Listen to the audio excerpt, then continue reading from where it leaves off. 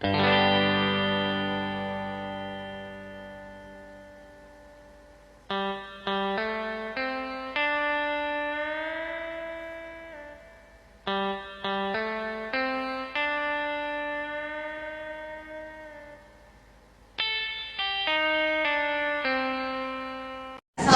warahmatullahi wabarakatuh. Sebelum pembelajaran dimulai, let's sing together basmalah. Bismillahirrahmanirrahim. Ayo kita berdoa sebelum belajar. Satu, minta tolong bimbing doa. Kata Dava.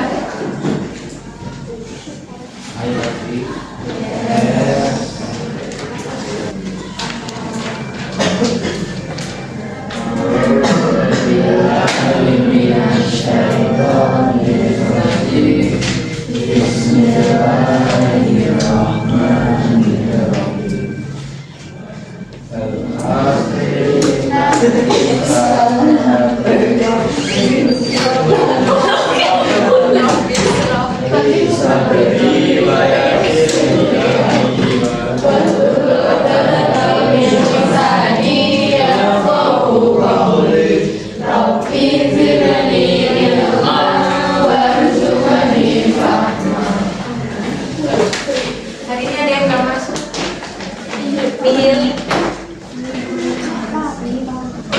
Jadi hari ini belajarnya sama kakak ya. Namaku Salsabila. Biasanya dipanggil Caca. Boleh manggil Caca, boleh manggil Salsa aja ya. Hari ini belajarnya bahasa Indonesia sama aku menulis teks record. Kan di pertemuan hari Senin sama Bunda Siti kan udah belajar teks record itu apa dan lain sebagainya. Ada yang masih ingat nggak teks record itu apa? Mengulang teks yang berisi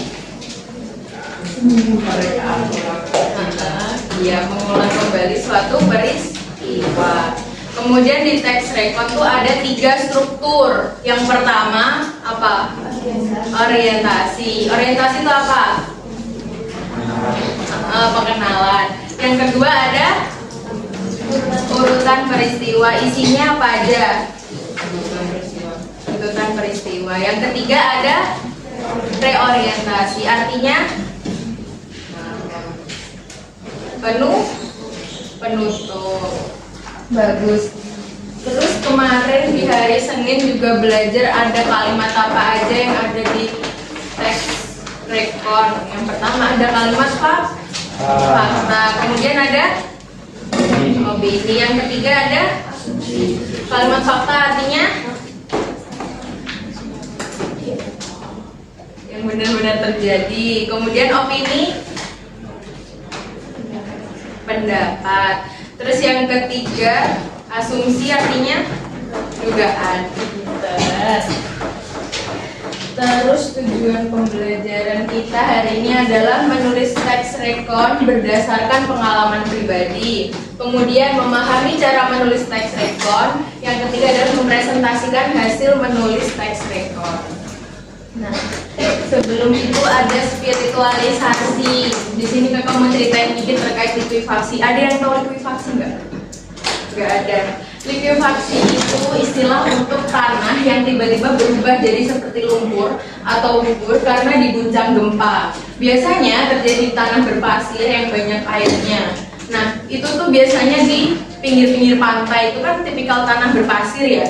Itu rongganya sedikit lebih lebar daripada tanah lempung atau tanah biasa yang di sini-sini. Nah, itu habis itu pas gempanya kuat kan, tanah tuh jadi lembek karena ada air yang dari bawah. Ini misal tanah tergoncang karena gempa kan. Terus air yang ada di bawah bisa naik karena rongganya itu tadi kan bergerak kan, rongganya akhirnya naik. Akhirnya tanahnya itu bisa jadi kayak bubur, kayak tanah yang lembek kayak gitu kan. Nah, akhirnya apa yang ada di atas tanah tadi bisa tenggelam kan dia. Dia bisa masuk ke dalam bumi seakan-akan tuh ditelan sama bumi gitu. Manusia, pohon, habis itu ada rumah-rumah, semua bisa masuk karena datarannya jadi lembek, jadi kayak kalian injek lumpur kan bisa ambles. Nah kurang lebih itu kayak gitu, tapi itu skala yang luas dan besar. Peristiwa ini benar-benar terjadi di Palu, Sulawesi Tengah tahun 2018. Kalian umur berapa 2018? 7 tahun. Ya. Waktu itu gempa besar mengguncang, lalu beberapa kampung seperti Petobo dan Balaroa itu hilang karena tanahnya berubah jadi lautan lumpur. Jadi itu semua yang ada di area likuifaksi itu tenggelam, hilang. Terus ribuan rumah, orang-orang itu bisa tenggelam lebih dari 20 meter ke bawah. Nah, habis gempa, terus dia kan tanahnya jadi kayak lumpur, tiba-tiba memadat kembali. Jadi yang di dalam itu susah untuk diambil lagi. Jadi itu ribuan rumah hancur segala macam. Terus tahun 2024 di Mamuju Tengah, Sulawesi Barat itu juga ada kejadian yang hampir sama. Nah ini dalam Al-Quran juga diceritakan tentang orang yang ditelan bumi, yaitu Qarun. Pernah dengar Qarun nggak? Yang biasanya orang bilang harta karun. Nah harta karun tuh artinya tuh punyanya Qarun gitu kan, karena saking banyaknya hartanya si Qarun ini, makanya sekarang orang kan nyebutnya harta karun ya kan.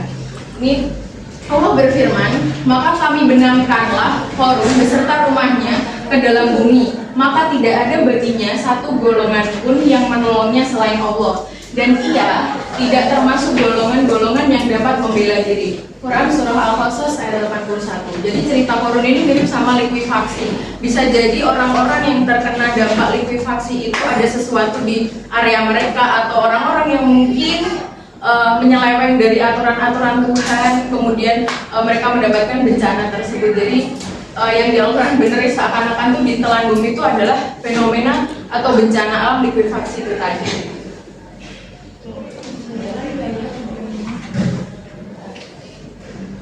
Misalnya kayak gitu, itu kan biasa kan?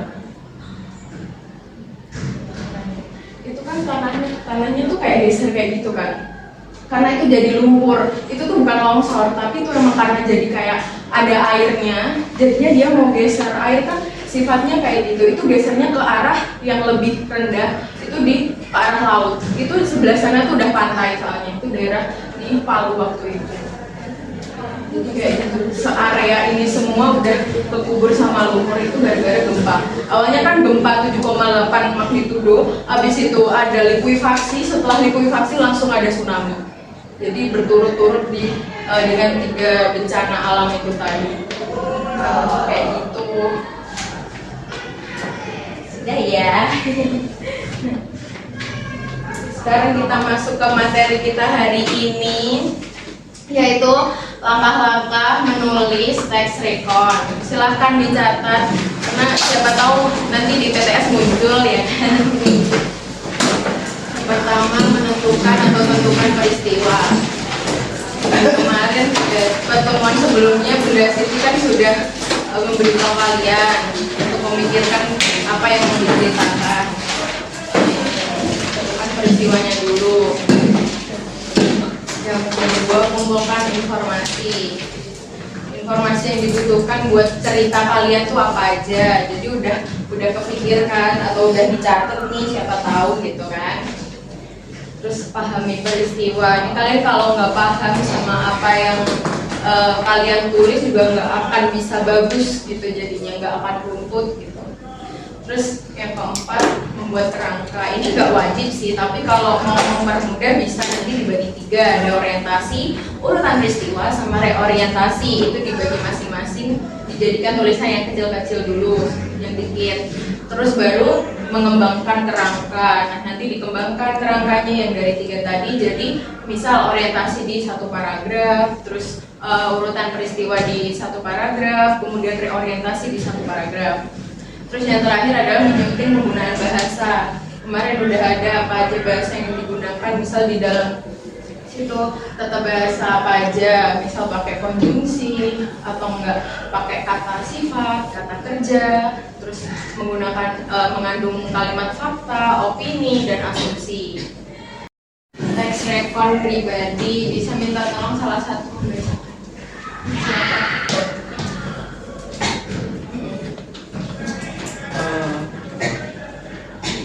Pengalaman terlambat ke sekolah. Satu penting terlatih untuk seorang pelajar. Jadi ini contoh yang udah dibaca sama teman kalian tadi adalah contoh untuk penulisan teks rekon pribadi. Jadi itu cerita pribadi dia, hari itu ternyata dia terlambat sekolah dan lain sebagainya. Ini udah aku section dari orientasi, dalam peristiwa, kemudian sama reorientasi.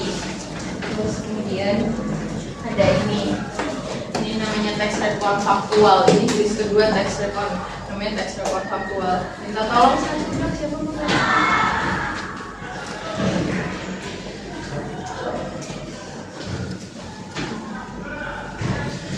Baca di sekitar sekolah pada hari Rabu 10 September 2020.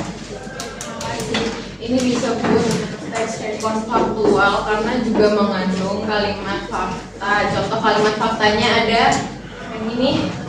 Nah, sebanyak 25 guru dan 40 siswa itu merupakan data. Kemudian ada 55 orang lolos tes kesehatan, terus 10 orang tidak lolos. Kemudian ada menyumbangkan sekitar 350 mili darah per orangnya, total jadi 19.250 mili darah. Itu merupakan data-data yang termasuk atau kalimat fakta yang masuk ke dalam teks rekon faktual. Kemudian ada imajinatif. Siapa yang mau bacain, minta tolong.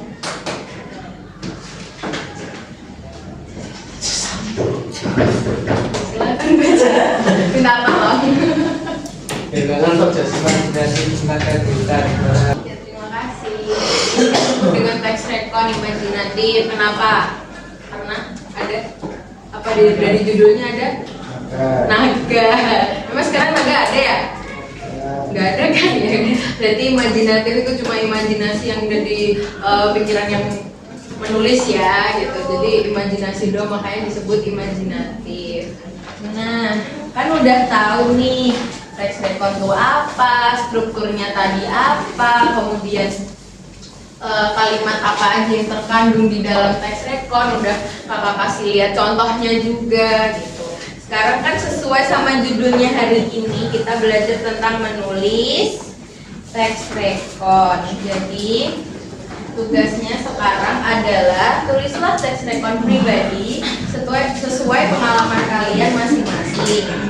Kan kemarin hari Senin sama Bunda Siti udah dibilang untuk memikirkan peristiwa apa yang mau diceritain. Jadi sekarang silakan menulis cerita kalian masing-masing ya.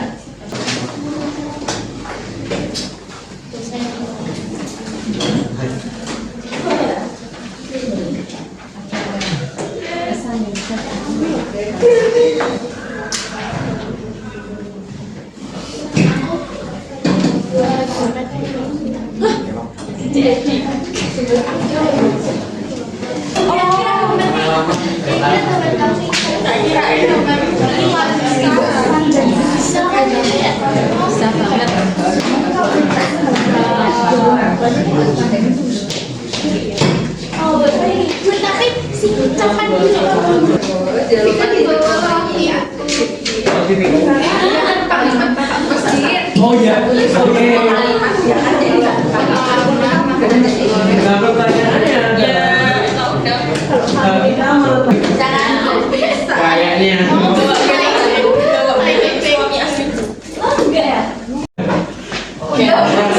udah semua kan yang di sini? Kan bagian udah. Aku minta tolong 2 cewek 2 cowok maju dong buat bacain hasil tugasnya kalian. Siapa yang mau maju? Sukarela, ayo. Sebelum aku tunjuk. Oke, ayo maju.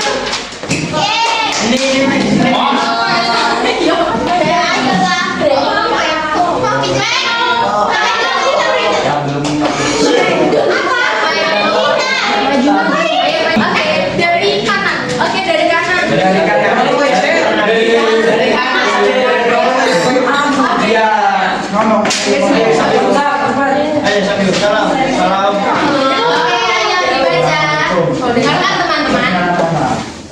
Assalamualaikum warahmatullahi wabarakatuh. Nama saya Sabio, akan lebih semangat di hari selanjutnya.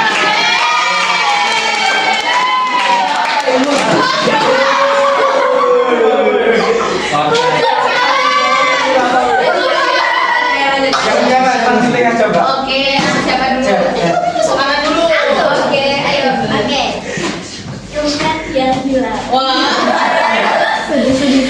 Pada hari Minggu yang lalu, aku berada. Oh iya.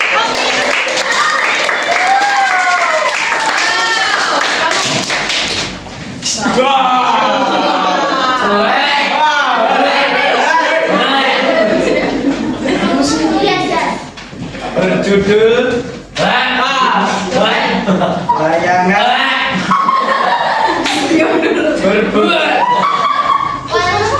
berbuntut buntut. Pada sore hari itu aku bermain layangan bersama temanku. Ini bahwasanya jangan pernah panik terhadap suatu masalah.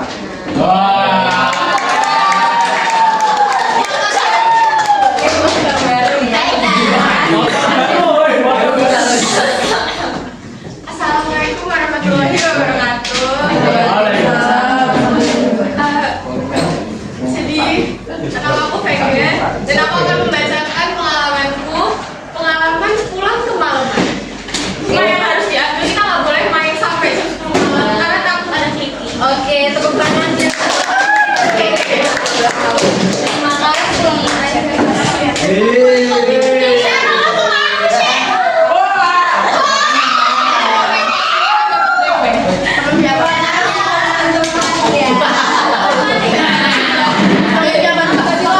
sudah selesai tadi lembarnya dikumpulkan dong. Nah, tolong dikumpulin dong. Ya Allah. Cek, bagi dimain.